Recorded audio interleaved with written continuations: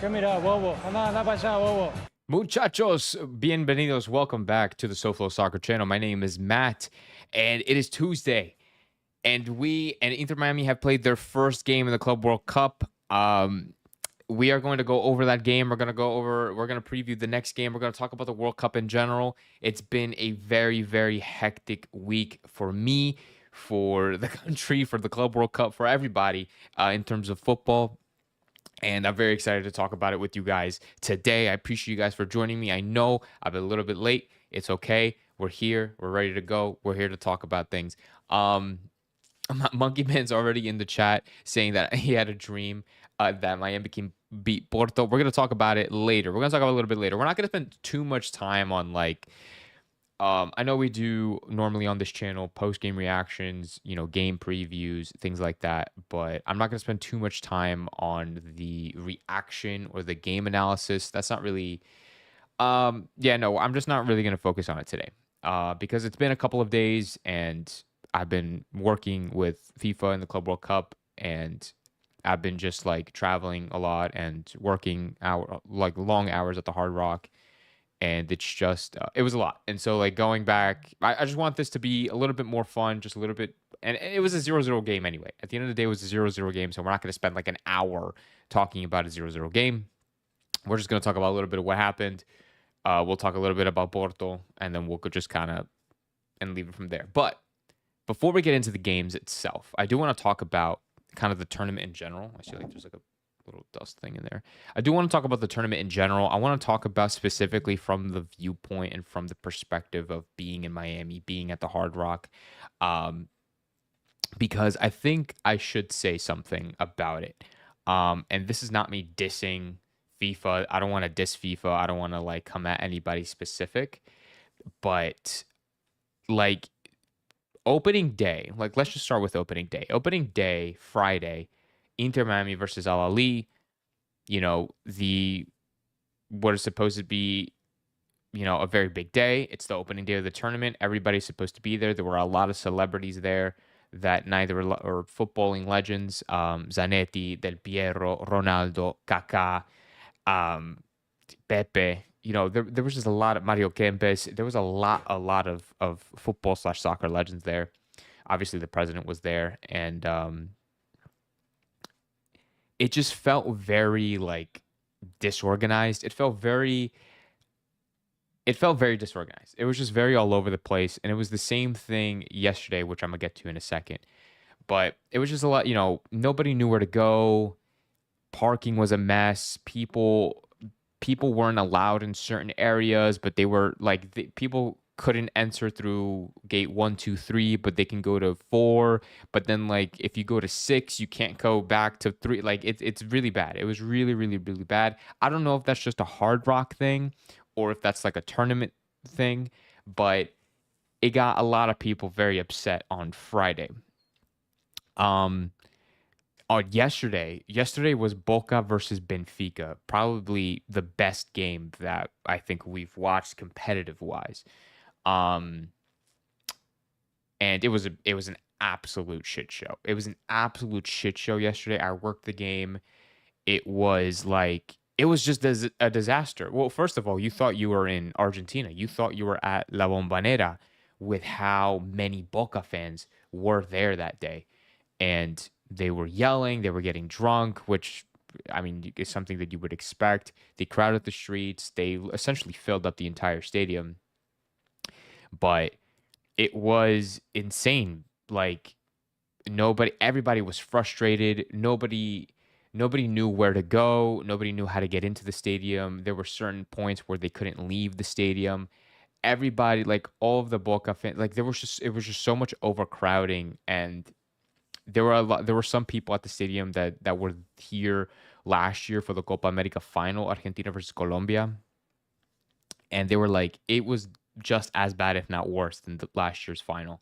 And I'm that says a lot, because last year's final in the Copa America was horrible because police got involved. They were pushing, trying to or not trying to. They like completely bombarded and charged the gates, and everybody essentially got in for free. So this saying that it's worse is insane. But it was bad. It was hot as well, and that didn't help, right? Like everybody was hot. There were kids, there were babies that like, you know, they didn't know what to do with them, and security wouldn't let them in certain areas, which I'm not blaming security. Like they're just trying to do their job, but it was like it just everything, the way that it was handled at this particular stadium was very, very bad. I don't know if anybody here is watching from a different state, who's experienced a Club World Cup game and it's been just as bad, worse. Just let me know your experiences down in the comments below, because I would love to know what other people are experiencing from other states. I've been trying to do my own research in finding finding out what exactly people are experiencing, but to my knowledge, it's not like that much better. Like a lot of people are not happy in terms of going to the stadiums and going to these games, uh, and like trying to have, a really good time. It's just not. No, apparently nobody's having a good time going to these games. And this is talking about before and after the game. During the game, obviously they're fine. But like getting there, the pregame, everything pregame is horrible. Postgame is even worse. So I just wanted to say that. I just want to let everybody know that it's not really all like sunshine and rainbows. And I know that there's a lot of people talking about the fact that they don't really like this competition, or like nobody really likes the competition. And I don't have an opinion on that really. Dude, I really hate my camera stand. Like it broke, and now it's like I have to really, really balance it. If not, it's gonna like tip over. Um, yeah, no. So I don't know. I just wanted to say that and just kind of like put that out there. I would have images and videos to show you, but I don't. This is all just through word of mouth and just kind of experiencing it with my eyes. I'm obviously not allowed to record while I'm at the stadium, but it's like it's a complete shit show. It's a complete shit show, and I don't know if it's gonna get better or worse over time. I'm very happy that the final is not at the Hard Rock, because that probably would have been an absolute disaster. But anyways, speaking of Friday, let's talk a little bit about Friday and what happened on Friday. Inter Miami versus Al-Ahly. 0-0 draw, right? It was a 0-0 draw. It was still action packed in terms of, there was a lot of opportunities for both teams. There was a real chance, or it really looked like Al-Ahly was going to walk away with the 3 points. Just a lot of opportunities for both sides. Inter Miami had a really, really bad first half, and they definitely picked up the momentum back in the second, but it just wasn't enough to get 3 points. Honestly, in all fairness, anybody who is an Inter Miami fan, who's like a real Inter Miami fan, and like actually cares about this team, like you should be not happy with this result. I don't want to say happy, but I think you should like be proud. I don't know. It's okay. We should have lost is what I'm trying to say. Is like we definitely should have lost that game. And the only reason why we didn't lose that game was because of Ustadi. Ustadi like completely showed up. Like he was playing. That was, I think, Ustadi's best ever game that we've seen him play for in an Inter Miami shirt. And that Al-Ahly just simply couldn't finish. Like Al-Ahly just were not that they weren't good, but they definitely had moments where they should have been up 1-0, 2-0, maybe even 3-0. They definitely had opportunities where they could have easily won this game. Inter Miami, on the other hand, we had chances. We definitely had chances. It just wasn't as much or as clinical or as like crucial as Al-Ahly's. I know Ashende had one. I think it was in like the 30th minute. I know in the second half we had like I think 1 or 2. I think in total we only had like 3 big opportunities to actually score. Ustadi obviously getting that penalty winning save, that is very, very clutch of him. That's something that I was not expected of him to do. I was obviously there at the stadium. I wasn't watching the game, but I was outside and I heard the crowd like erupt, and it was honestly very cool to hear. But At the same time, I looked back at the penalty. First, it was a really soft penalty. Second, it was a really poorly taken penalty. It wasn't the best of penalties, to be in all fairness. So, but I still want to give a lot of credit to Ustari because at the end of the day, he ended up getting 8 saves that night, which is something that we don't see. Something that we don't see is something that we don't praise. So I wanted to praise Ustari on that. I'm not going to get into specific, you know, individual performances or things like that. Like I said, I'm not going to go dive too deep into it because it is a 0-0 draw, and a lot of people, well, let me say that a lot of people thought we were going to get completely swept, and obviously that's not the case. This was not the best form of an Al-Ahly team that people were saying. I mean, like, this is the best team in Africa, the best team in Egypt, et cetera, et cetera. They didn't play that way. They definitely seemed like a team that was, I don't want to say easily beatable, but like you can compete against them, and like you can just give them a fight, and we definitely gave them a fight. It was a game of two completely different halves, and we were just able to hold on. We were able to hold on. Porto and Palmeiras, though, those are going to be two, I think, different animals. Porto and Palmeiras actually played each other, and they also tied 0-0. So that helps us out a lot in terms of just the table in general, because now everybody has 1 point. We're still last, but everybody has a point. So that does give us kind of an edge, not an edge, but it gives us a little bit more of a chance. We have 2 games left. I think we play Porto first, and then the last game is against Palmeiras.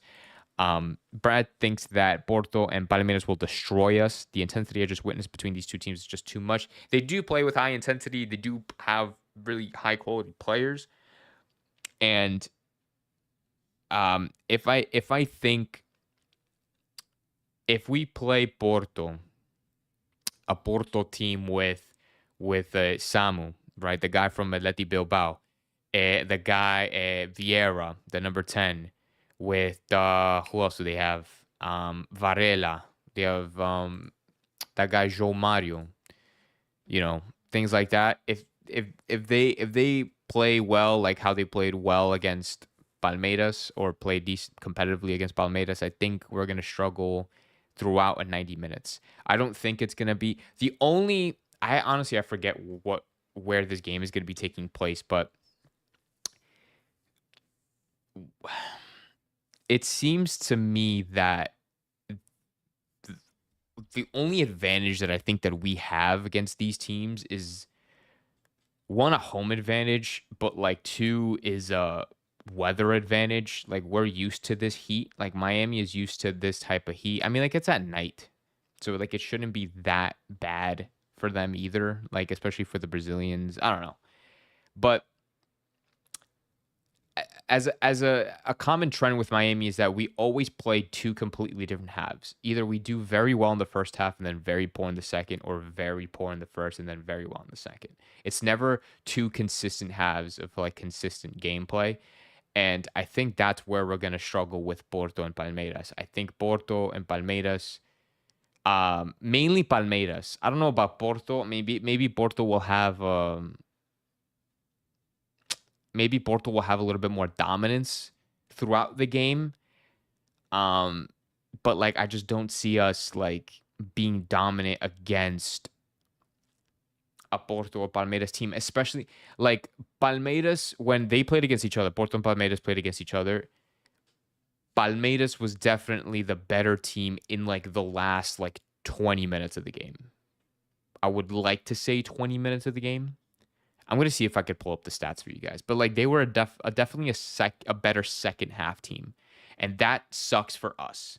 This is Palmeiras, right? For Porto, I think they had their chances, they had their moments, but it was never really like it was nothing was ever really threatening. It was just 2 like even-ish teams. Here, I just pulled it up. So like, this is the momentum chart. My head's blocking it. Up here's the momentum chart. You could see like Palmeiras and Porto kind of is even, and then you see Porto dominating the second half, and then all of a sudden Palmeiras was being very, very dominant and taking the game away.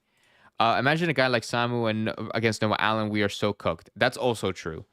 Samu is gonna be somebody to fucking look out for. This guy right here. This guy was a problem in La Liga, and I think he's going to be a problem against, playing against him in at our level. We're not. I. We're not fast enough. We're not strong enough. We're just not. And that's the. And look, there's nothing wrong with that, because at the end of the day, this is Porto we're talking about. This is one of the better teams in Portugal. Like, I don't expect to put up or even win or tie against Porto. I don't know how other people think. I know anything could happen in this game, but I don't know, I expect us to lose. I'm not saying I want to lose. I'm not saying it's because we suck, but it's because these are just two different levels. Like, these are two completely different levels, in my opinion. I still think that we can be competitive to an extent, maybe for a couple of minutes, but I don't see ourselves being dominant at all. I don't see us maybe having a better, being better at them. Like if we were to have a bad first half, I don't think we're going to have that much better of a second half, if that makes sense. Maybe we'll have moments, maybe we'll have 10 minutes of good football. Maybe we'll have 15, maybe we'll have 5. Maybe we'll have just 3 chances, right? Maybe we'll have 3 chances to actually get a goal.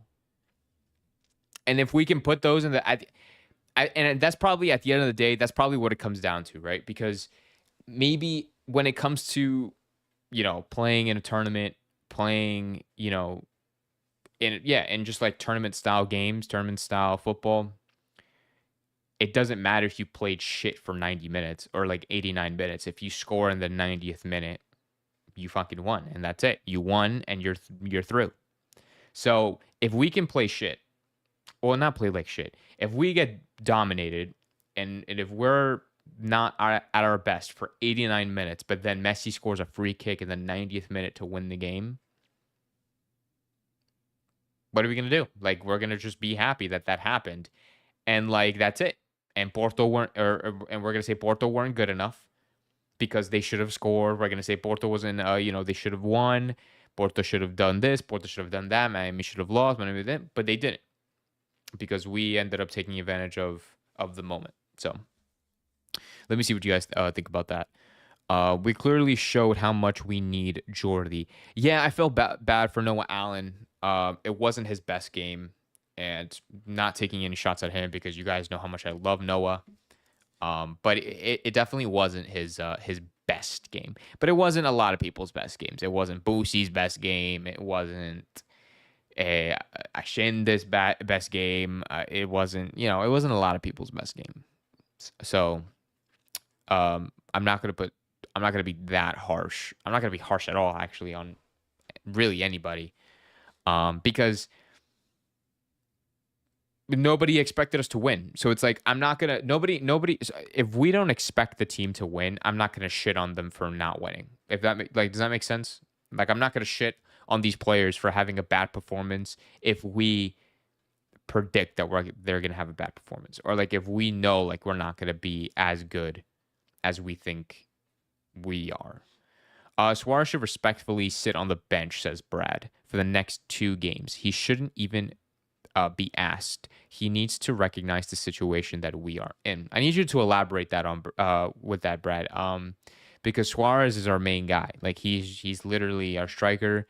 He has not sat out yet, probably, or maybe he had maybe once, or that. But he's our guy, and what exactly? I understand. We always have the same conversation about Suarez and his knees, and he can't run, and this and that. But who do we have? There's no solution to that problem. So it's we have to ride it. We have to ride it.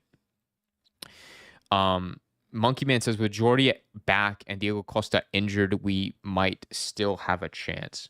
Yeah, so Jordi Alba is back. I did see that on Twitter. I've been very out of the loop with players and their availabilities. So, um, but I know that Jordi Alba is back. I saw a tweet saying that he's back in training. Having Jordi Alba back will be crucial. It would be huge, because of what he can bring to the table, what he could bring to this team offensively, creativeness, goal creation, just width. We're playing in bigger fields now. So I think it looks bigger in person.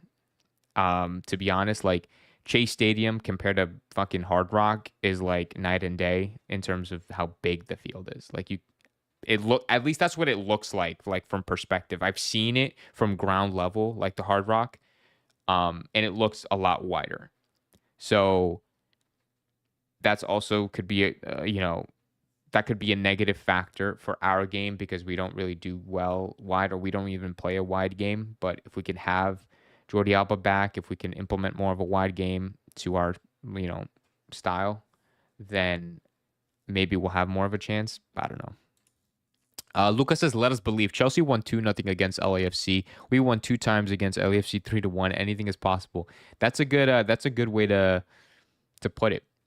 Because okay, I actually have like the Club World Cup like schedules pulled up, or like the fixtures and the results. And guys, like these results are pretty crazy. I think you guys know the biggest one that there is the 10-0 victory that Bayern Munich had against Auckland FC from like New Zealand. And I think a lot of people thought that this was going to happen to us against Porto and Palmeiras. And I genuinely feel like people expected us to lose like 10-0 against Porto, Palmeiras, whatever. 4-0. This result surprised me a little bit. I didn't think they were going to put 4. I knew PSG. I thought PSG was going to win. I didn't think they were going to put 4. 4 is pretty insane, but that's what you do when you're the fucking champions of Europe, Palmeiras and Porto, Botafogo, Seattle Sounders. This Boca Benfica was a very entertaining game. I didn't watch this game. It was a good game. The Red Diamonds, actually, I forget where they're from. I know they're Asian, but I don't know where exactly they're from. But they kind of did. They actually had like a decent game against River, which is very impressive. But like these are the score lines. Like it's like Borussia Dortmund tied to Fluminense. That's not something you would expect. A big team like Dortmund to tie against Fluminense from Brazil. You would expect Dortmund to completely destroy a team like Fluminense from Brazil. That's like, that's very, that's a very, not similar situation, but like, that's kind of a similar situation that we're in. You would expect Chelsea to completely blow LAFC out of the water. That didn't happen. Boca and Benfica. Botafogo and Seattle Sounders. Even Porto Palmeiras. Like Porto is a big team in Portugal, and this is a Brazilian team. So it just shows you the quality that the Brazilian teams are bringing to the table. Like these Brazilian teams are not messing around. So I'm just saying, like, yeah, no, anything is possible. Anything is definitely possible. Casara says hello. What's up, Casara? Lucas says we will not be better, but in the end, the goals count. Yeah, it all depends on who just takes advantage of their moment, who takes their moment. If I were Mascherano, I would play Busquets as a center back and just pack the midfield with young players. For your best chance of winning, young players like what? Like Benja, like actual young academy players, or like young players like Redondo, Segovia, and like Benja or something. Because I said it was embarrassing. I only saw Ustadi and Messi try something. Defense was still bad, and Suarez needs to retire after this season. It's becoming comical, and why Messi is tracking back on the 93-minute. Like, come on. Messi would drop, but that's just because like Suarez wouldn't.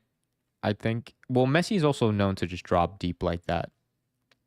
That's something that's not the first time that we've seen that. It's not. Matt, why are we last if all teams have 1 point? It's all like on the depending on the rule. It's like something with the rules of the competition. Like it could be of like red cards, um, and things like that, like or yellow cards, shit like that. I don't know. Like it could be discipline. It could be like something else.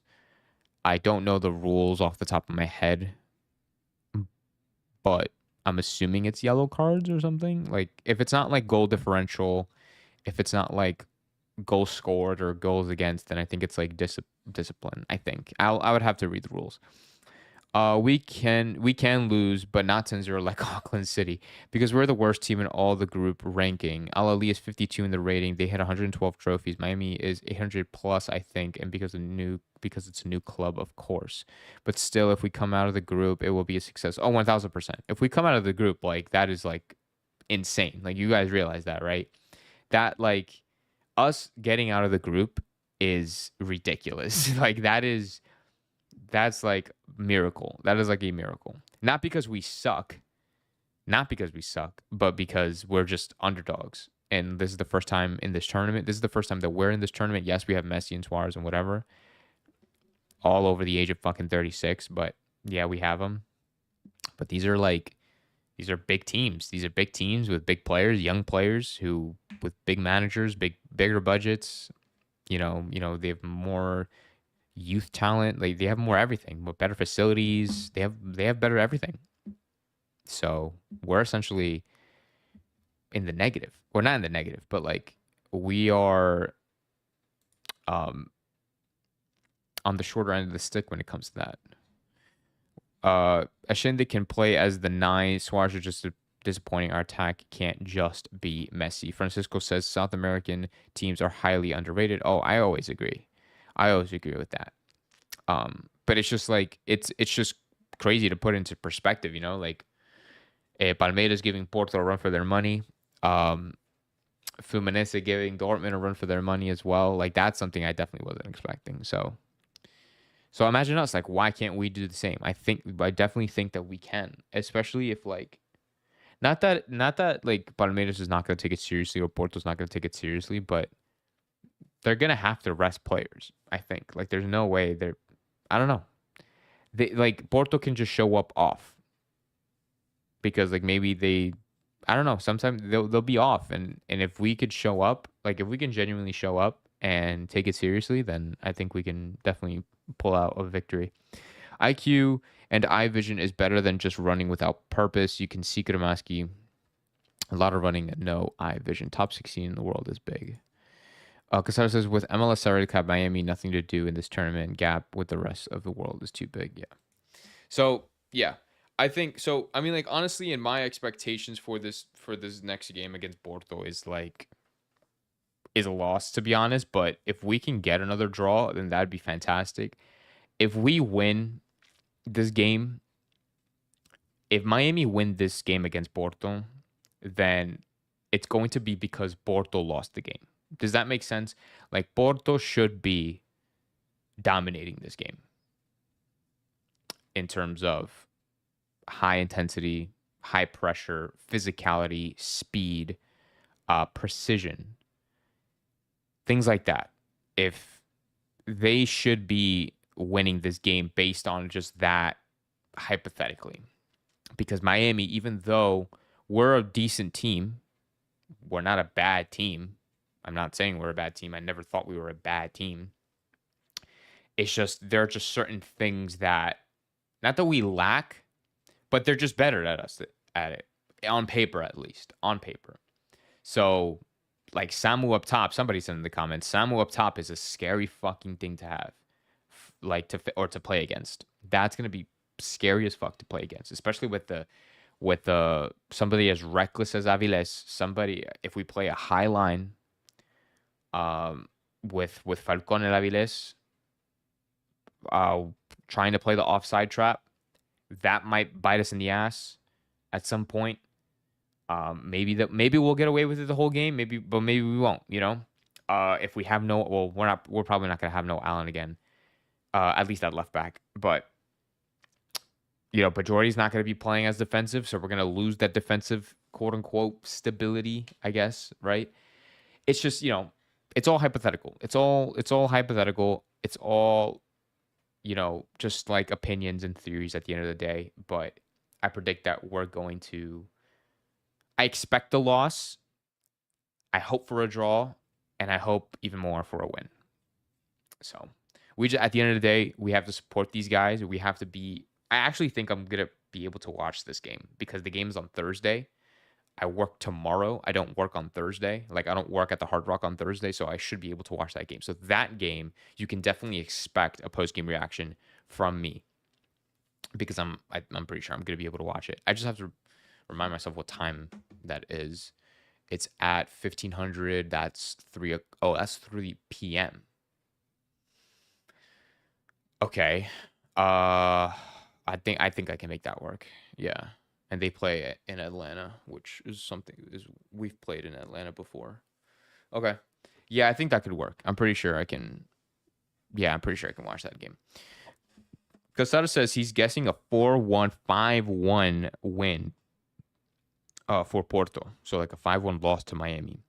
I think that's a little bit crazy. If we lose to anybody 5-0, or I understand like they're Porto and they're a European team and they're one of the best in Portugal. But I don't know, man. We were predicting a 5-0 victory against Al-Ahly or a 5-0 loss against Al-Ahly, and that ended up being a scoreless draw because Ustadi showed up.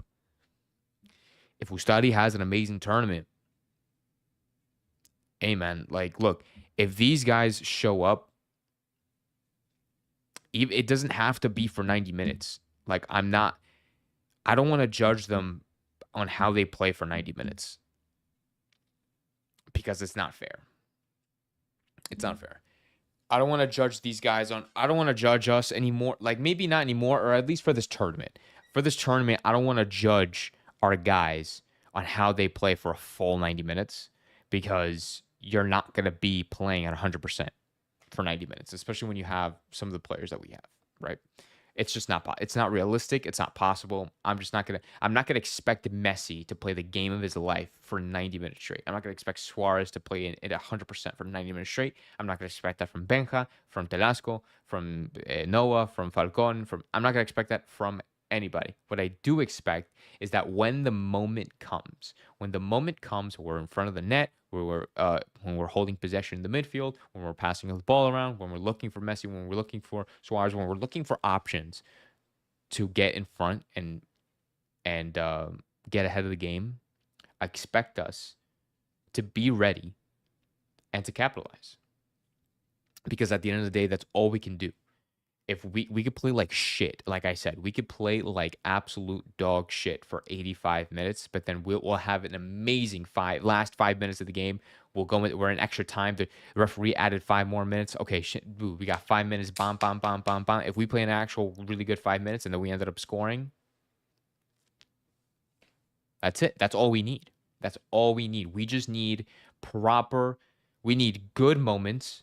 And we need to take advantage of the moments that we are given. If that's 3, we got to take advantage of all 3.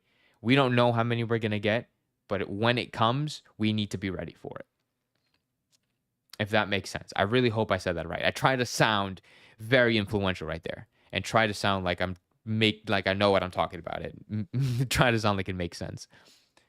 All the MLS teams that have played so far of all of the MLS teams that have played so far, says Brad, we have looked the worst. Okay, but tell me this. How many points do the other MLS teams have?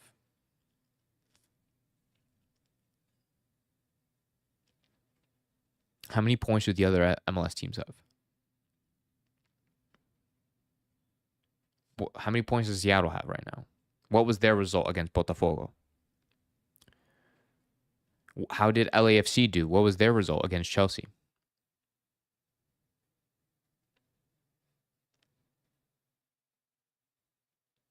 I'm just gonna leave it at that. We look the worst, but we're the one chilling with the point right now. And yeah, it's a point, but a point is better than 0 points. And, I could completely eat my fucking words on Thursday. We can get shitted on. But, like, it is what it is. People thought we were going to get swept. People thought we were going to completely get destroyed 5-0 against Al-Ahly.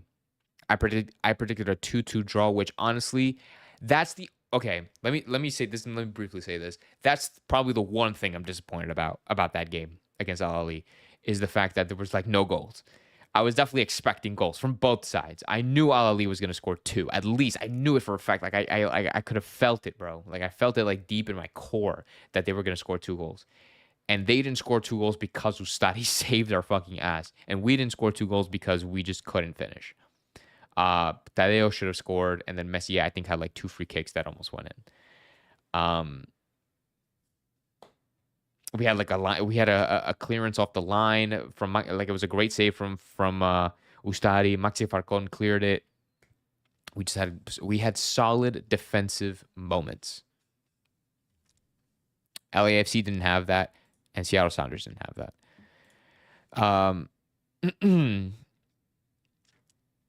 Mr. Happy's hoping for a draw because I was saying LAFC played not that bad against Chelsea. I'm going to be honest, I didn't see the game. But I'll take your word for it, Casada, because you're very straightforward when it comes to certain things like that. Brad says these young players need to start making a name for themselves, especially guys like Segovia, Shinde, Kremaski. Prove that they deserve to go back to Europe. They should defend for their... Fuck me, dude. The fucking light. That scared the absolute shit out of me. I told you guys already that I have to get a new light stand, right? I have to get a new light stand. I have to get a new camera stand because these shits are broken and they fall now. Which is like, now I'm rocking like this very ghetto setup, like on my desk. But it's okay because we're making it work.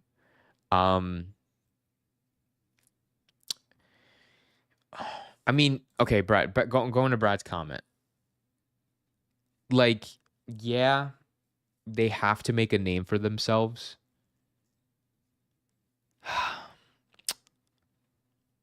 But I don't think like that's the way to put it. Like, I don't think like that's the right phrasing for it. I think like they shouldn't be putting a name for themselves to go back to Europe or whatever. Like, they should just be playing the best football that they can, that they know how to. And they need to step up, I think is what you're trying to say, or I think would sound better. They need to step up and play to the expectations and to the standards that we hold them at and that they should hold themselves at. We haven't talked about Mascherano. I know Casara has talked about him, and I think somebody else has talked about him. But we haven't talked about Mascherano, his tactics, his decision making. That also plays an impact in the team. I don't want to get into it. Like, I'm not going to be like, oh, the whole Mascherano out thing, the whole Mascherano's not coaching well, whatever. Listen, at the end of the day, I know I'm like very like upbeat or like I'm very like enthusiastic about that sort of kind of thing.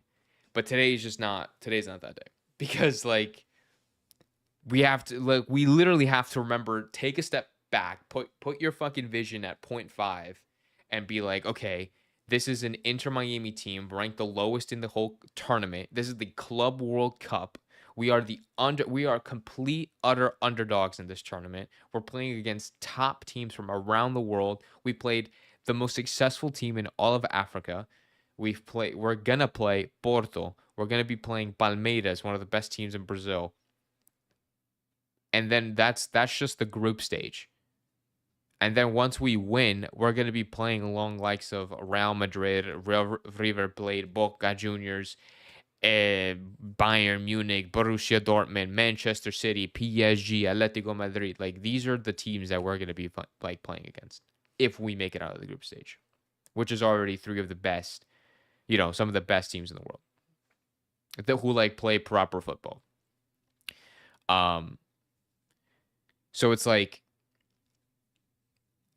the expectation shouldn't be like, let's win.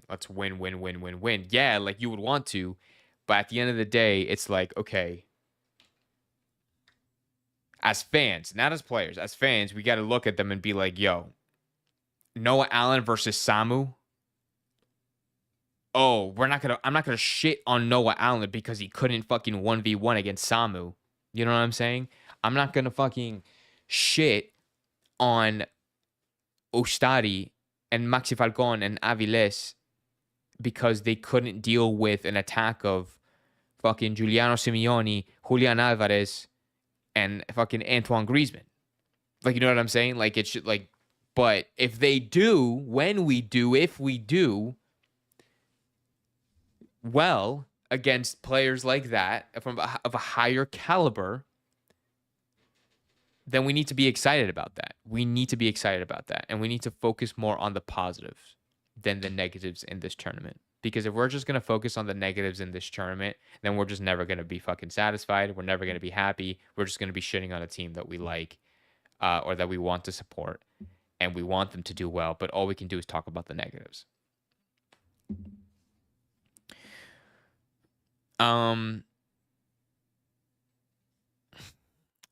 We have to be real and say that we... Sunshine says we have to be real and say that we only have Messi, Suarez and Busi. Changed a lot of this season, and even Alba is not the same this season. Yeah, sure. Like, the drop-off could be... Yeah, maybe there was a slight decline, but they're also a lot older, and... like, it's just bound to happen. Like, they're not going to uptick. You shouldn't expect them to uptick if that's what you're expecting. If that's what people are expecting, they need to, like, they're going to be in for a real rude awakening, because if you expect Suarez, Messi, Busi, and Jordi to be getting better over time, then I don't know what your expectations are in life, but you're going to be disappointed real quick. They're fantastic players. Like, that's not me shitting on them at all, and I don't want to make it sound like that. That's not me shitting on them. But they're getting older. They're getting more tired. They're getting predictable. You know, it's gonna happen. It's bound to happen. They've won everything. They've won everything. And yes, they still have that competitiveness to it. But the real people with the real hunger and the real desire to want to be better and have set themselves up for a great, season, a great career, are players like Darasco Segovia, Benjamin Kramaski, Noah Allen, Ian Frey, Yannick Bright, Tadeo Allende. Those are the players that need to be stepping up. Not Messi. He probably will, because he's that fucking guy, step up, right? Like, he can step up. But, like, we need to be seeing these guys step up. Like, I think, who said it earlier? I think it was Brad that said earlier. Like, these younger guys need to step up and fucking, like, somebody needs to stand out. There's always in a tournament. There's always a player that you don't expect, or maybe you do slightly expect, for them to step up. And not a single person has stepped up yet, but we need them to do so on Thursday and against Palmeiras.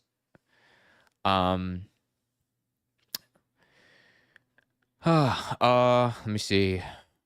Estavio will smoke our defense and need some popcorn. Oh my gosh. Let's use Diego Gomez as an example. Even in matches where he didn't play well, he used to run like a madman. Segovia does nothing. Redondo is he even a legit soccer player at this point? Yeah. Okay. Fair. It's very hard to compare somebody to Diego Gomez because he was a gem. He was an absolute gem.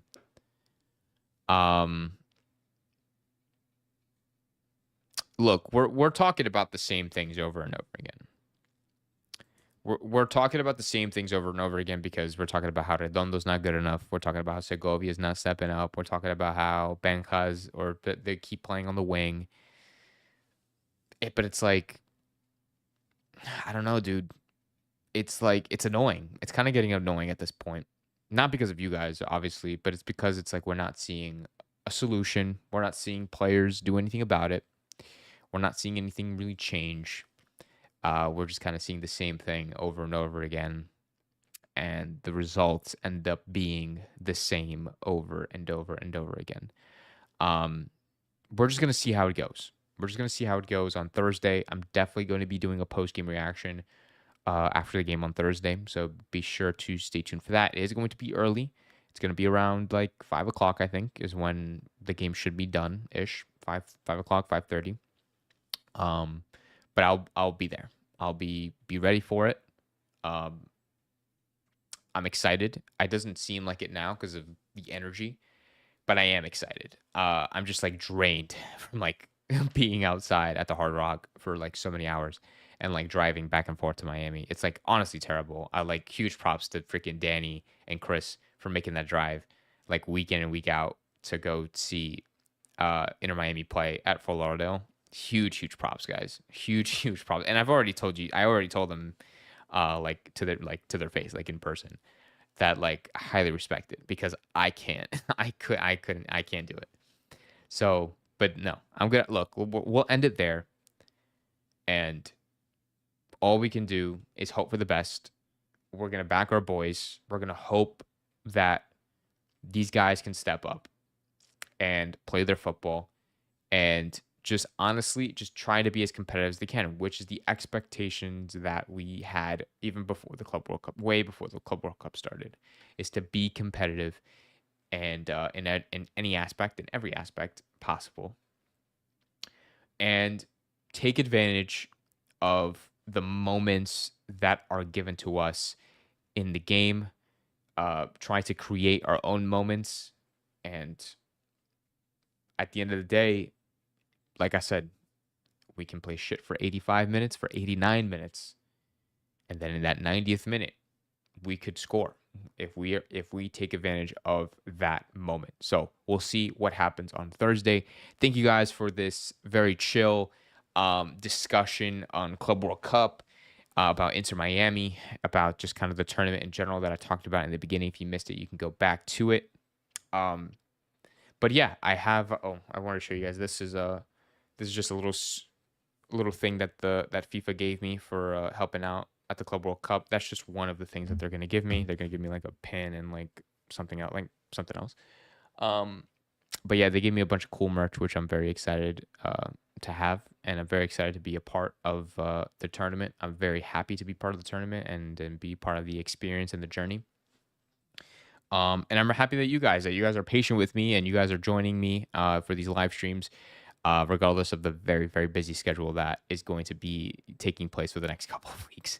So I appreciate you guys' patience. I appreciate you guys for being here. Thank you so much for watching until the end. Make sure you hit the like button if you have enjoyed this live discussion. Make sure you subscribe to the SoFlo Soccer channel if you have enjoyed the content and you want to see more similar to it. And make sure to turn on the notification bell so you don't miss the time that I go live or post any video, whether it's a short, long form, live, all the above. And then lastly, just share with a friend. Share with your friends. We'll continue to grow this amazing community that we've built over 3,500 subscribers in just in just a year, which I think is insane. I never thought that would happen, to be honest, and hoping to get more of it. But thank you guys again. Have a great rest of your week. I'll see you guys on Thursday after the game for that post-game reaction, and we're gonna hope for the best. Vamos Miami.